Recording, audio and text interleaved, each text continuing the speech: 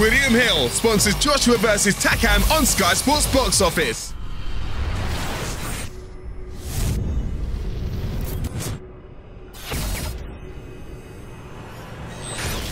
Kun Cassius, IFL TV, MTK Global. Final press conference here for Joshua-Takam, joined by Eddie Hearn.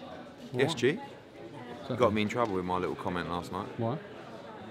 With who? Do you know why? Because I stole it off my old man. Oh. He says it. He said it quite a few times, like when I've been growing up, and it's always stuck with me. So I said it to you yesterday. But the Americans just haven't got it again. Like, well, who's actually? Have you had any bigwigs? Like, no, not people saying, Eddie, you can't say this kind of stuff. No, I haven't had that. But they just didn't really understand what I was talking about. What I meant is that we both want loads of different things, but they're not going to happen, are they? So not that, you know. Anyway, crack on. Can you give us a Dave Allen update? Dave Allen is boxing. He is boxing. Him and his manager, chosen opponent, it's a Brit. I think he's 4-5-0. Yeah. So he'll be here for the weigh-in tomorrow. I'm very pleased that we've got Dave on the show. It's a great opportunity for him, and he'll rematch Leroy Thomas on December 17th. Can we get a name?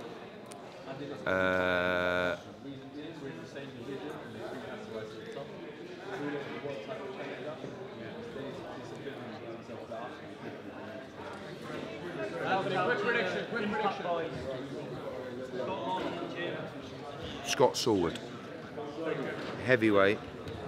He's 4-0, 5-0. From Kent. Okay. Two Brits having a tear up. Dave Allen gets to fight, gets paid, straight back into camp, continuing the good work for Leroy Thomas. It is what it is. It is what it is, but important to get him out. Don't forget, it's a great opportunity to box on this card. And I'm not saying he's always lucky to be on, but keep him on the bill, get him paid. And you know what? Sometimes things happen for a reason. Dave Allen's only going to get better. He's only going to get fitter. He's only going to get stronger. Joshua-Takam. Yes, mate. Yeah, a little look of Takam He's a today. unit, isn't he? Bit of a unit, yeah. Well, not compared to you, but, you know. Talk him up. I have to talk him up. Anyone in No, boxing not knows talk him about cards. up, Yeah, but- I mean, look, he is number 3 in the IBF. He's the mandatory challenger, right? The styles and what he represents are things that will trouble Anthony Joshua. A shorter man coming in lower, throwing big hooks with a relentless work rate, who can hit and who likes the pressure. Unfortunately for him, he's going to get hit by a steam train, Anthony Joshua. If he can soak it up, if he can take it deep, this is a very, very tough fight. But, you know, speak to people who know much more than me about boxing. Speak to Steve Bunce. Speak to Adam Booth. Speak to, you know, Johnny Nelson. Speak to people who say this is a much tougher fight than Kubrat Pulev, and it is, especially taking into account everything that's happened. Do you expect this to go rounds? I do. How many? You know, mate. No, like mid-rounds or? Depends. I mean, listen, Joshua has the ability to knock you out in the first 30 seconds or the 11th round, like we saw. So, if he gets hit flush on the chin early by a shot, Takam, he's going to get knocked out. If Joshua gets hit flush on the chin by Carlos Takam, especially when they're trading, he's going to get hurt. This is heavyweight boxing. But one thing's for sure, they will have a tear-up and a war.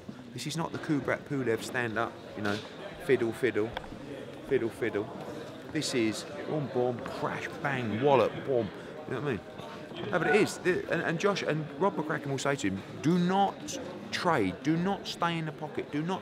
And you know, Josh, he's already said he's going to do it. I saw you, just reminded me there, I saw you on the pads the other day with Dave Corwell. I would like to say that that was after a real tough 5K. So I was a bit, obviously I wasn't as sharp as I normally is. You haven't fight? No. No. I can't fight, mate. You had a few amateurs, I was just 3 fights, but do you know the thing is with me is I've played virtually all sport and I have so much heart but very little ability. Like, I played cricket at a decent level, but like football, I loved football and I gave it 1,000,000%. But it's only now when you turn around and you say to your dad, I weren't bad, was I, at football? You were, Ed, you were absolutely terrible. You were like an oil tanker up front, turning, you know. Same with boxing, you know. Thought I could fight, couldn't really fight. You tried your hand at... Rugby, terrible.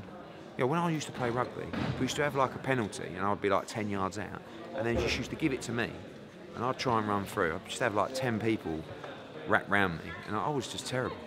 I played rugby. Did you? I was a prop. Was that when you were at public school, private school? St John's. You know about St John's, right around the corner from you. Yeah.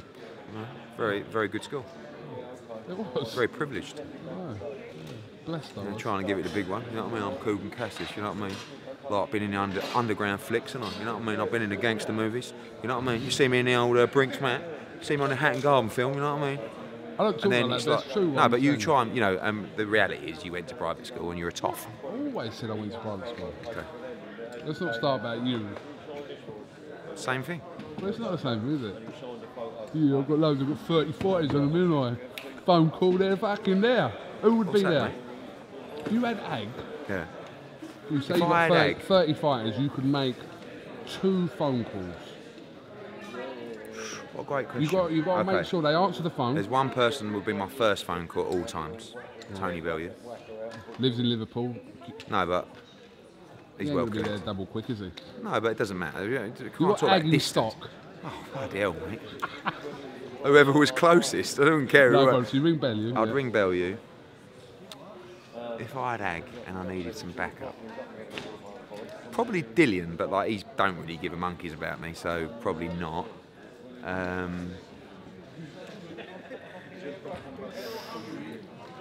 But Barker would do a lot for me, but he don't really love a tear up on the cobbles, I wouldn't imagine.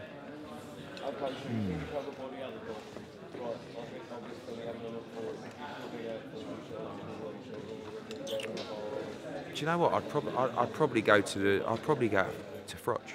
I know he's not fighting anymore, but because Froch can have a tear up, and I Froch think and he Bellew, would, you'd feel comfortable. I feel very comfortable with them, but they're the ones that I'll probably make the first phone call. Yeah. Any movement on Strange question, but anyway, yeah. IFL, wasn't it? Any movement on any more fights to be added for Haye-Bellew? Well, we're just getting started. I was just talking to Matthew Macklin actually. I'm trying to make fielding against Scotland for the WBC silver title, which would be a great fight for the card. Josh Kelly's going to be stepping up into his first title fight. Obviously, you've got Dave Allen against Leroy Thomas. I think David Haye wants to put Joe Joyce in a big fight. Michael Bennett Page as well. Willie Hutch. I think they're trying to make Sexton. Yeah. But, people want to get paid silly money. Like, I don't blame them, but there's the right price and there's the wrong price, and so Whyte probably on that card. Conor Benn as well. So coming together, I think you get this out of the way, and then start getting some announcements next week. I only spoke to you yesterday, but I'm assuming things always happen, so that could be not necessarily true. So there's a couple of questions I asked you yesterday about your mystical show. December. Everyone's speculating about. It's like, I mean, No, but it's don't just, get too excited. I just keep talking about it, but I haven't announced it, so. Yeah, no, because I've got a lot of fighters to get out in December. So we're building a show. I want to do it in the right city. I want to put the right fights on there, right fights on the Haye-Bellew card as well. Maybe throw in a next gen for the young boys. Maybe do something small in America as well in December. So, but we need to move on that next week. Got Monaco next week. So, and then we're in Long Island. Yeah, listen, I spoke to you about this Wilder Whyte stuff yesterday, so I'm assuming you didn't get any. I didn't get a phone call last night, no. No, okay. No. All right. So listen, he's got to beat Hellenius. So it's a tough fight. Don't fall off that stage to do a Gemma Collins. Did you see that? That's so funny. She's all right though. So. I've never really met Gemma Collins, but seems like a nice lady. But she fell off a stage. She's been on iFilm London many times. Who hasn't been on iFilm London? What's your favourite interview been today? Today, the one with you and Dylan. Dylan. Or you, Jeremy Carr? No, you two. I mean, how would you sum up your relationship together? I just love it. Don't you? He's like, he came in the office, so funny. And maybe I'll save it for the book, but he came in and I said to my dad, "Oh, Dylan Whyte's coming in." He said, "Well, do you want me to sit in that?" I said, "Yeah, you can do if you want." So he sits in. Dylan comes in. Like, this is pre-Hellenius, so he had the right ump.